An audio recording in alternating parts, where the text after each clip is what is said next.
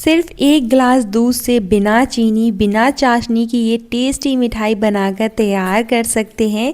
इसको बनाने के लिए ना ही आपको मावा पनीर की ज़रूरत पड़ेगी और सबसे अच्छी बात ये है कि इसको आज हम बिना चीनी के बनाकर तैयार करेंगे।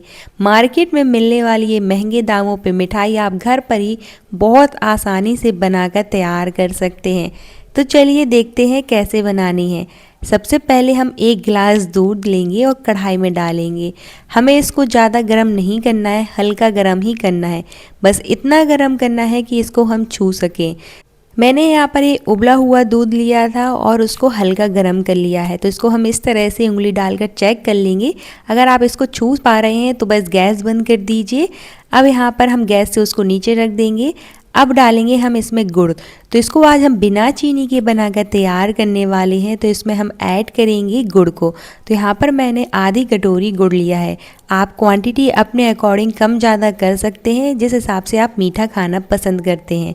बस एक बात का ध्यान रखना है कि गुड़ को आप इस तरह से बारीक बारीक कट कर लें, या फिर आप यहाँ पर जैगरी पाउडर का भी यूज़ कर सकते हैं। अगर आपके पास गुड़ का पाउडर है तो आप वो भी डाल सकते हैं।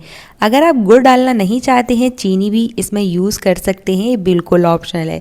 तो बस इस तरह से हमें बढ़िया से अच्छे से मिक्स कर लेना है ताकि जो गुड़ है वो डिज़ोल्व हो जाए।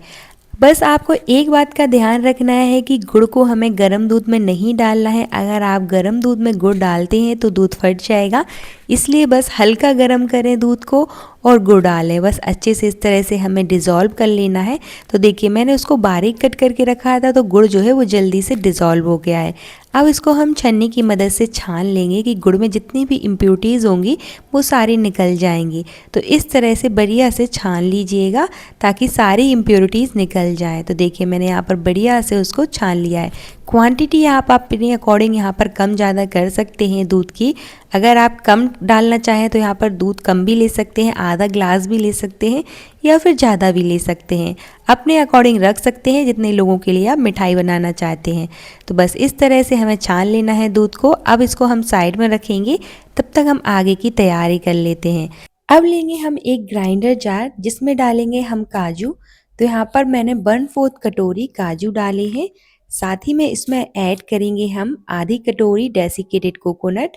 अगर आपके पास ये नारियल का बुरादा नहीं है तो जो सूखा वाला नारियल आता है उसको आप कद्दूकस करके ले सकते हैं। अब साथ ही में इसमें ऐड करेंगे हम 1 कटोरी मिल्क पाउडर।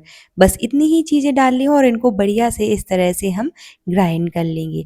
काजू अच्छे से ग्राइंड हो जाएंगे तो अब जो हमने गुड़ और दूध का घोल रखा था उसमें ऐड कर देंगे इस मिक्सचर को। एक बात का ध्यान रखना है कि अभी मैंने कढ़ाई को गैस पर नहीं रखा है। गैस पर नहीं रखेंगे, सबसे पहले ये सारी चीज़ें अच्छे से मिक्स करेंगे, उसके बाद ही हम इसको गैस पर रखेंगे। इससे क्या हुआ कि आपके मिक्सचर में लम्स नहीं बनेंगे। हमें ये ठंडे दूध में ही डालना है। अगर आप मिल्क पाउडर को गर्म दूध में डालोगे तो उसमें लम्स बन जाएंगे। तो इस तरह से हम अभी गैस पे नहीं रखेंगे और ठंडे दूध में ही हम इसको डाल देंगे सारी चीज़ों को और अच्छे से मिक्स करते रहेंगे ताकि इसमें लम्स ना रहें। इस तरह से हम बढ़िया से सारी चीज़ों को अच्छे से मिक्स कर देंगे। तो देखिए बढ़िया से मिक्स हो गया है, इसमें बिल्कुल भी लम्स नहीं बचे हैं। तो इसी तरह से आपको भी एक मिक्सचर बनाकर तैयार कर लेना है। अब हम इसको साइड में रखेंगे, तब तक हम एक और काम कर लेते हैं। तो यहाँ पर कोई भी ट्रे ले लीजिए या कोई भी थाली ले लीजिए। तो मैंने यहाँ पर एक केक टिन लिया है। सबसे पहले उसको बढ़िया से हम घी से ग्रीस कर लेंगे। तो घी या फिर ऑयल से अच्छे से इस तरह से ग्रीस कर लीजिए। अब मैंने यहाँ पर बटर पेपर लगाया है। आप चाहें तो यहाँ पर पेपर, जो कॉपी का पेपर आता है नॉर्मल, उसको भी यूज़ कर सकते हैं या फिर इस तरह से बटर पेपर लगा सकते हैं। यहाँ पर बिना बटर पेपर लगाए भी आप इसको बस नॉर्मल ऑयल या घी से ग्रीस कर लीजिए। तो मैंने यहाँ पर इस तरह से बटर पेपर लगा लिया क्योंकि इससे बहुत ईजीली निकल जाती है मिठाई। और उसको भी बढ़िया से इस तरह से हम घी या फिर ऑयल से इस तरह से अच्छे से ग्रीस कर लेंगे। तो बस इस तरह से हमें ये सारी चीज़ें पहले से हम रख करके रख लेंगे। अब इसको हम साइड में रखते हैं। अब जो हमने कढ़ाई रखी थी उसको गैस पर रखेंगे और लो फ्लेम पर हम इसको चलाते रहेंगे।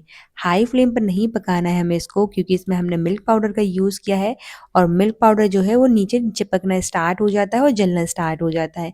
तो इस तरह से हमें लो फ्लेम पर ही बढ़िया से इसको मिक्स करते रहना है और पकाते रहना है। जैसे जैसे ही पकता जाएगा ना, ये थिक होता जाएगा। बस इस तरह से हमें उसको पकाते रहना है और चलाते रहना है। इससे पहले अगर आप मेरे चैनल पर नए हैं तो चैनल को सब्सक्राइब और वीडियो को लाइक करना ना भूलें और ज़्यादा से ज़्यादा शेयर करें और मुझे कमेंट सेक्शन में ज़रूर बताएं कि आप ये वीडियो कहाँ से देख रहे हैं और ये भी बताइएगा कि आपको ये बर्फ़ी की रेसिपी कैसी लगी। तो देखिए इस तरह से बढ़िया से मिक्स करते रहोगे ना आप लो फ्लेम पर, तो जो हमारा मिक्सचर है वो इस तरह से थिक होता जाएगा। तो देखिए किस तरह से ये बढ़िया से चलाते रहेंगे और थिक होता जाएगा। बस इसी तरह से हमें उसको चलाते रहना है। कोशिश करिए कि नॉन स्टिक कढ़ाई लें या फिर कोई मोटे तले की कढ़ाई लें ताकि जो मिक्सचर है वो चिपके ना, क्योंकि इस तरह से चिपकेगा तो बस इस तरह से हमें बढ़िया से उसको चलाते-चलाते इस तरह की कंसिस्टेंसी में कर लेना है। अब इस स्टेज पर हम क्या करेंगे, डालेंगे घी। तो हमें घी ज़्यादा नहीं डालना है, सिर्फ़ 1 चम्मच ही हम घी डालेंगे। इससे क्या होगा कि आपकी मिठाई में शाइनिंग भी आ जाएगी और मिक्सचर जो है वो जल्दी से कढ़ाई भी छोड़ देगा। तो बस ज़्यादा घी का यूज़ नहीं करना है, अगर आप चाहें तो इसको स्किप भी कर सकते हैं। मैंने यहाँ पर सिर्फ़ 1 चम्मच घी का ही यूज़ किया है और इस तरह से हमें बढ़िया से मिक्स करते रहना है। अगर आप स्टेप बाय स्टेप इस तरह से ये बर्फ़ी बनाते हैं तो आपकी बर्फ़ी भी बिल्कुल परफ़ेक्ट बनकर तैयार होगी और अच्छे से सेट हो जाएगी। इसको एक बार ट्राई करिएगा, बिल्कुल मार्केट जैसी बनकर तैयार होती है। मार्केट से महँगे दामों पे खरीदने से अच्छा है कि आप एक घर पर ही बनाकर तैयार कर लें बहुत सस्ते में। तो देखिए जैसे-जैसे हम इसको पकाते जाएँगे तो इस तरह से ये थिक होता जाएगा। बस एक बात का ध्यान रखना है कि इसको हमें हाई फ्लेम पर पकाना नहीं है। लो फ्लेम पर ही हमें इसको बढ़िया से पकाते रहना है। तो यहाँ पर आप देख सकते हैं मिक्सचर ने कढ़ाई भी छोड़ दी और अच्छे से थिक भी हो गया है। तो इसी स्टेज तक हम इसको पकाएँगे, गैस बंद करेंगे। अब जो हमने ग्रीस करके रखा था केक टिन, उसमें हम मिक्सचर को ट्रांसफ़र कर देंगे। तो बस इस तरह से गरम में ही उसको हमें बढ़िया से मिक्सचर को ट्रांसफ़र कर देना है और अच्छे से उसको फैलाकर सेट होने के लिए रख देना है। तो अच्छे से इस तरह से हम उसको सेट कर देंगे और इसको हम ठंडा होने के लिए रख देंगे। ऐसे ही रूम टेम्परेचर पर हम इसको ठंडा होने के लिए रख देंगे। अगर आप जल्दी इसको ठंडा करना चाहते हैं तो इसको आप फ्रिज में भी रख सकते हैं। मैंने इसको रूम टेम्परेचर पे ही इस तरह से ठंडा कर लिया है, ये अच्छे से ठंडी हो गई और सेट भी हो गया है मिक्सचर। अब इसको हम इस तरह से डिमोल्ड कर लेंगे। तो देखिए हमने बटर पेपर लगाया था ना तो ईज़िली इस तरह से डिमोल्ड हो जाएगा, बिल्कुल भी नहीं चिपकेगा। बस एक बात का ध्यान रखना है कि इसको ठंडा करके ही डिमोल्ड करें और कट करें। बस इस तरह से जो हमने बटर पेपर लगाया था उसको हम निकाल लेंगे। तो देखिए कितने बढ़िया से अच्छे से सेट हो गई हमारी मिठाई और कितनी टेस्टी बनकर तैयार हुई है। तो एक बार आप इस तरह से ये मिठाई ज़रूर बनाकर ट्राई करिएगा।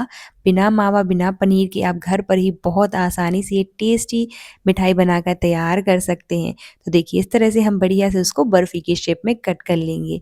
साइज़ यहाँ पर आप अपने अकॉर्डिंग छोटा-बड़ा कर सकते हैं, जितनी साइज़ में भी आप इसको बनाना चाहते हैं, उस हिसाब से आप इसको कट कर लीजिए। तो मैंने यहाँ पर इस तरह से बर्फ़ी के शेप में उसको बढ़िया से कट कर लिया है। तो देखिए यहाँ पर आप देख सकते हैं कितने अच्छे से सेट हुई है और बिल्कुल भी नहीं चिपक रही है नाइफ़ में। हम इसको कट कर रहे हैं ना तो ईज़िली अच्छे से कट कर तैयार हो रही है। तो एक बार ज़रूर ट्राई करिएगा और मुझे कमेंट सेक्शन में ज़रूर बताइएगा कि आपको ये बर्फ़ी की रेसिपी कैसी लगी। तो बनकर तैयार है हमारी मुँह में घुल जाने वाली ये टेस्टी बर्फी। एक बार आप ज़रूर ट्राई करना। मिलते हैं नेक्स्ट वीडियो में।